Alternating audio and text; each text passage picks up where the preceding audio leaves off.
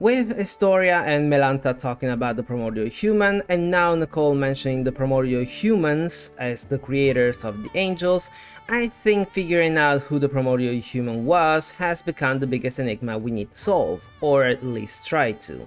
But first, this is a theory video and leaks are prohibited in the comment section. I will use information available in the game, but my theories and conclusions are not to be considered the official lore of the game, unless I got something right and it's confirmed in a later update of the game itself. Well then, sit on your throne of the heavens and let's get this video started. What we know so far is very limited.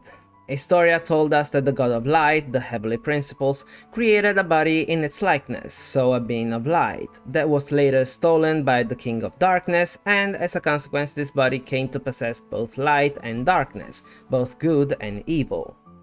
Melanta confirmed this myth to be based on something real by saying that there's a deeper meaning behind the story of the Primordial Human being birthed by both light and darkness, while also explaining that the humans, the children of humanity, are all descendants of that very first human the lore of all originally created, artificial people and oceanic people of Fontaine included. Things got slightly more complicated though when Nicole talked about the Primordial Humans, plural. Of course, this is a Chinese game that has been translated into various languages. It could be a mistranslation, so I checked both the Chinese and the Japanese versions of what Nicole said. When Nicole said Primordial Humans, the Chinese version says Yuan Chu Qi Ren. I definitely can speak Chinese, but MDBG Chinese Dictionary translates this into the original man or original men, because Ren can both be singular or plural. The same happens in Japanese, Gensho no Hito, where Gensho means primordial, but Hito can be both person or people. I then looked at what Melanta said and things got very interesting. Primordial Human in Chinese is Yuan Ren, while in Japanese is Genjin, meaning first person or primitive man. And these words should sound a bell since the game is called Yuanshen in Chinese and Genshin in Japanese, meaning original god. Anyway, since the term used by Nicole is different from what Melanta used, I think that maybe the translations are accurate. Nicole is actually talking about Primordial Humans, while Melanta talked about the Primordial Human. What does this all mean though? If the Primordial Human Melanta talked about was the very first human being created by the heavenly principles, it could have created the Primordial Humans Nicole talked about, and they then started the bloodlines that resulted in the current humans that inhabit Teyvat. Now, this made me think about two different things that sound really fitting. First, the pure blood Kandrians were said to come from a single bloodline, and second, the Hyperboreans used the power of creation to create the Fey people, and there are 9 different types of them.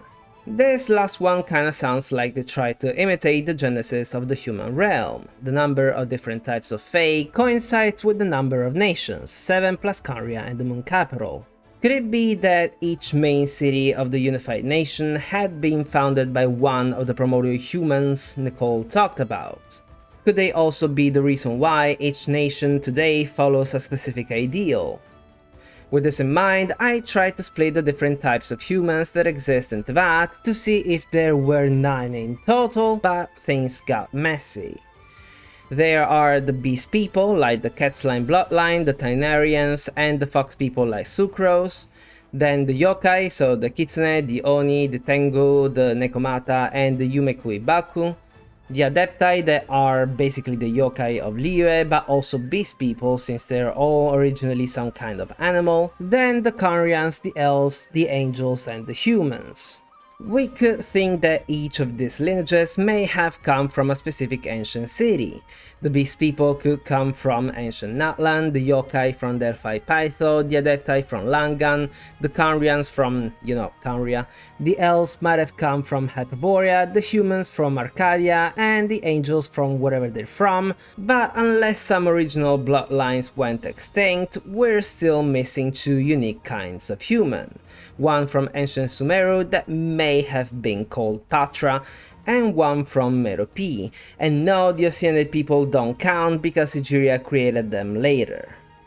We could split the beast people based on the order of the animals they look like, so felines like Diona, Lynette and Shlonen, canines like Goro, Tanari and Sucrose, but things would get more complicated since Varesa is a cow, Auroran is a bat, Yansan looks like a rat but her constellation is a dinosaur, so I don't even know what she is, and Kachina is a pika, which belongs to the Lagomorpha order with rabbits and hares, so we would end up with one too many species.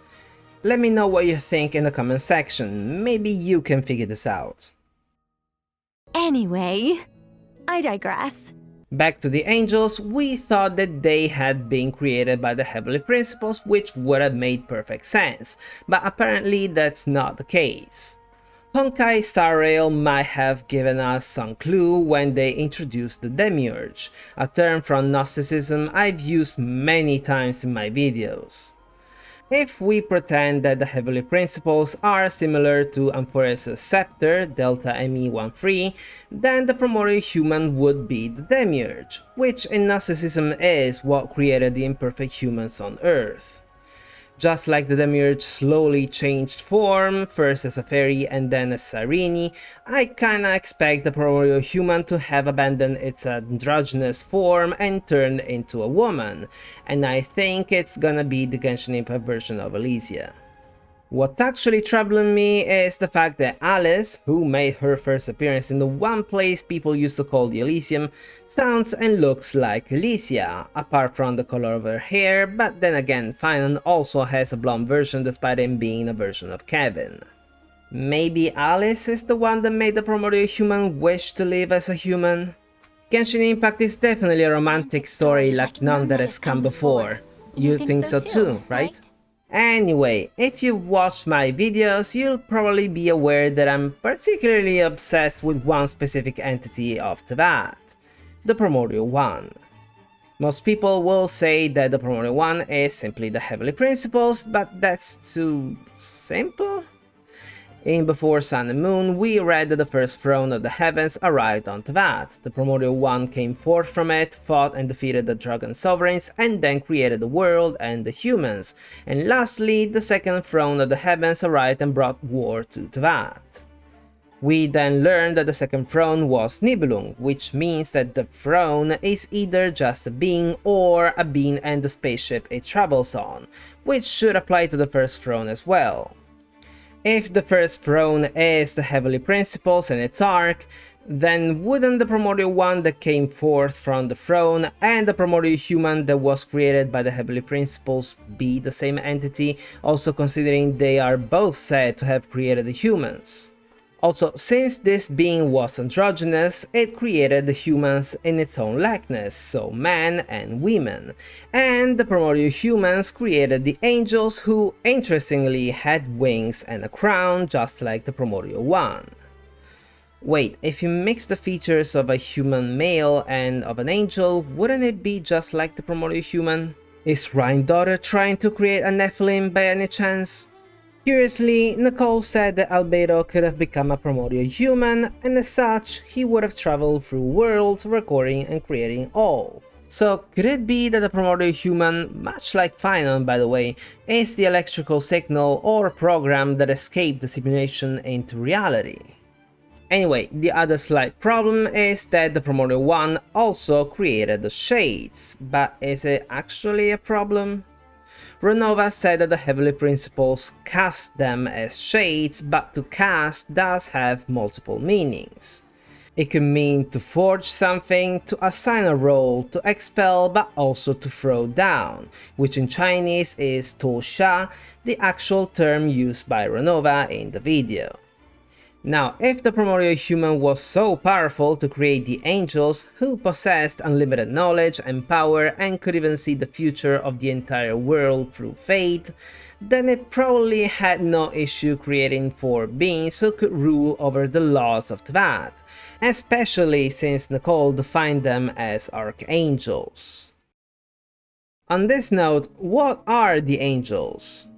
Nicole mentioned that the substance from which the angels were formed was important, but she also said that the angels performed something like regular functional maintenance, that when they got cursed by the heavens, those who chose power over wisdom turned into dragons like Ursa, so they also turn into monsters if they lose memories just like the humans, and above all, that they can see how every choice could evolve, the possible ramifications of fate. This made me think, since the Heavenly Principles used to be good guests on Teyvat, could it be that they created the angels and even the shades just like Xuquatl created the Sovereign Lords, so artificial intelligence beings capable of analyzing and processing fate? I mean, Nicole does use computer science terms every time she does something, almost as everything around her was a huge software running in the background. To conclude, one question still remains. What happened to the Primordial Human? We don't have any idea, but for all we know, it could be dead, it could have been sealed, it could have left that, or maybe it could have clashed with the Heavenly Principles, it was thrown down from the heavens together with its shades, and it joined the Abyss to take back that, since it essentially created most of it.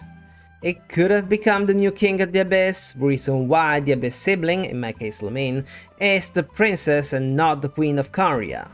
Maybe Asmodee picked Lumine as her new master because she's never abandoned the Primordial One that created her, or maybe she's the only one who remembers about her origins. Maybe the reason why the Shades abide no reason is because the Heavenly Principles pit them against the Primordial One. So just like the Flower of Life represents Tiberius, the Plume of Death is Renova, the Sense of Aeon aka the Sense of Time is Esteroth, and the Goblet of Eonotham aka the Cup of Space is Asmodee, the Circlet of Logos aka the Crown of Reason actually represents the Primordial Human or Primordial One. As of right now, we can't know what the truth actually is, and I'm definitely not one of the writers of the game, so I'll leave you with one suggestion. Keep thinking. Even if you come up with the wrong answer, who cares? At least we can say that we tried. And that's it, I hope you liked the video. If you did, don't forget to leave a thumbs up, and if you're interested in Genshin Impact Theory videos, consider subscribing. I don't really know what my next video is gonna be, I guess we'll just have to wait and see if something interesting comes up soon, but I'll definitely tell you in a community post, so don't forget to check that section out. Well then, thank you so much for watching, and until next time, over and out.